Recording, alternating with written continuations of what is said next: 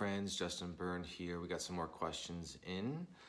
We got a question from a female, and she says, what are some good tools or ways to help you when you are dating someone who is in a very different season of life? Or what are some tools or ways to help you when you, as the female in the relationship, are in a church leadership position, like a pastor, and you're dating someone who is in leadership also, but under you in a sense? It's a bit of a role reversal situation, and I'm not sure how best to handle it. A personal example is I'm an associate pastor, and I'm dating a guy who has a simple part-time job while he attends college full-time.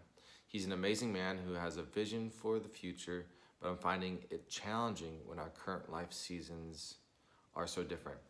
I also oversee him in a way because he's the senior worship leader at my church. It's a unique situation. Ha ha ha. Okay, we got quite a few things going on here. Okay, so dating someone in a different season of life. I would ask you a few questions. First of all, what's the age difference? If the age difference is very significant, that can be a very difficult difference to overcome because there's just a factor of life lived or life not lived. And you can't gain life very quickly. It grows at the pace of life. Are you feeling it because of the age gap? Or is it difficult being in different seasons because you're not connected through your individual seasons? Many people can be connected and be in very different seasons, someone going back to school or someone having a better job or whatever. But if you feel connected and you care about each other and you're confident in yourself and you're not projecting onto the other person, it's very possible for people to be in different seasons. But the important thing is that you are connected while you go through the difference, because we're all going through different seasons and different, but the connection may be too difficult, or there just isn't the connection for there to be difference, or the difference is just too great. It can be difficult where you just miss each other and you don't get each other. So I'd ask this question: do each of you grow well in your current relationship? Are you both growing? Because that's the main thing. Is if you're thinking about a long-term relationship and somebody you're going to spend your life with, you want to make sure it's easy to continue on your path and grow. And do they support what you're doing? Do you support what he is doing? Is there a natural flow for that? Is there an ease to that? That's very important, because you could be potentially signing up for that for the rest of your life, whatever it is, whatever state your situation is in. So do you make it easy or more difficult for each other to grow? Are you finding your effect, whether you intentionally bring it or not? What's your effect? What's the reality of the relationship? Are you helping him grow? Is he helping you grow? That's a really good question to ask. And only you can answer that, being in the relationship and knowing the details. My dad always told me, don't marry potential. He's counseled too many people that came into his office who thought the other person would change. And that's a really good thing to keep in mind. And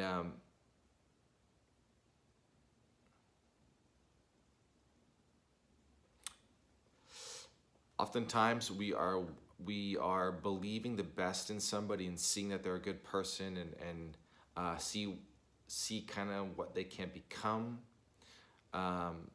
But in reality, we're waiting for something to happen for it to become connected, which means right now it's really not connected. So we're approaching this relationship from the standpoint of it's not fully connected. I'm waiting to see if it can be connected. But sometimes our emotions are more involved, and we already are connected and committed. But the reality of it is we're waiting to see if it can actually be connected. And I remember I was talking about some girl I was into and trying to figure out all this subtle stuff about it. And my dad was in the room when I was talking about it, and he goes, man, you need to just find something that works. And that is genius advice. Something that is working just works. And there's just an ease to it, and you don't have to, figure it out so much. And I think it's good to not be careful of overcomplicating things and trying to hold on to things too tightly, to hold on to things that actually aren't working, and to observe, to look at it and see what's going on, and just to let it be what it is. And there's a few things to consider. Notice if there's things that aren't fully what you want. Notice the rate of change. Are things changing? If you've been dating for 6 months and you've seen a significant amount of change, then that's a good sign. If you've been dating 6 months and you hardly have seen anything change, that's not a good sign. Because you can kind of project where this thing is probably going to be in the next 6 months, in the next year, the next 18 months, whatever, through the rate of change. Is it happening or is it not happening? Are you growing connected or are you not growing connected? And the rate that you're growing connected, would you be happy with that rate for the rest of your life? Those are good questions to ask. And there's just really good advice is to hold, if you're not already, but if you aren't, learn to hold the relationship lightly.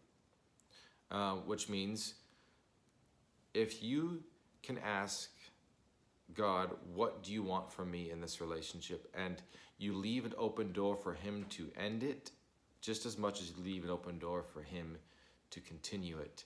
That means your emotions aren't holding on to it so much that you have the freedom to be led into what is healthy, even if it means not being with each other.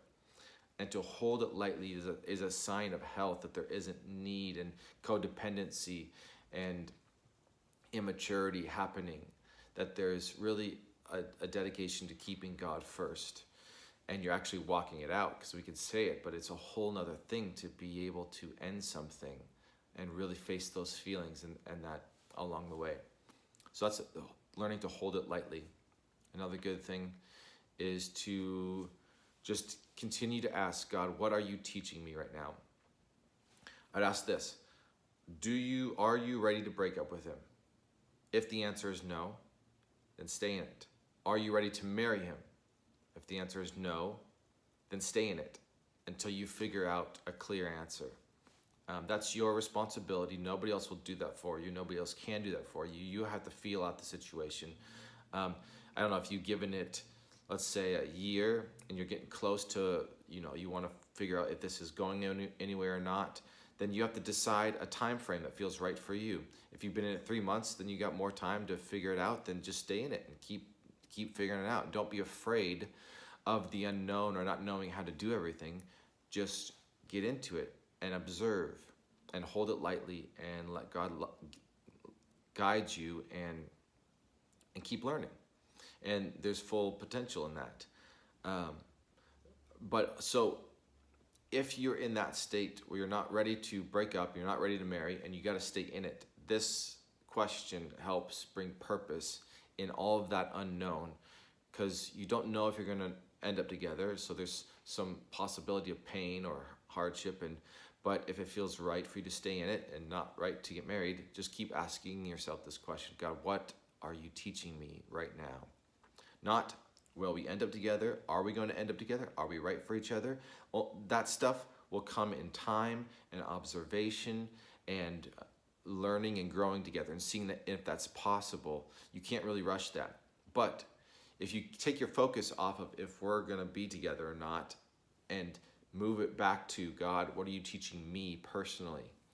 You just can't lose with that approach, because whether you end up together or not, you still walk away better for it and learning something and growing about yourself. And that's a win.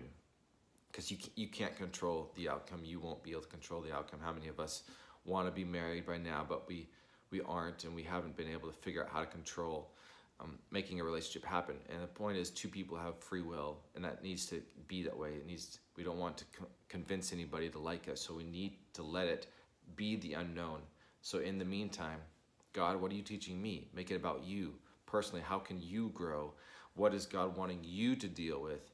And what fears is this maybe bringing up in you? Identifying your side of it 100% as best you can, and just giving time to see what the relationship is really made of.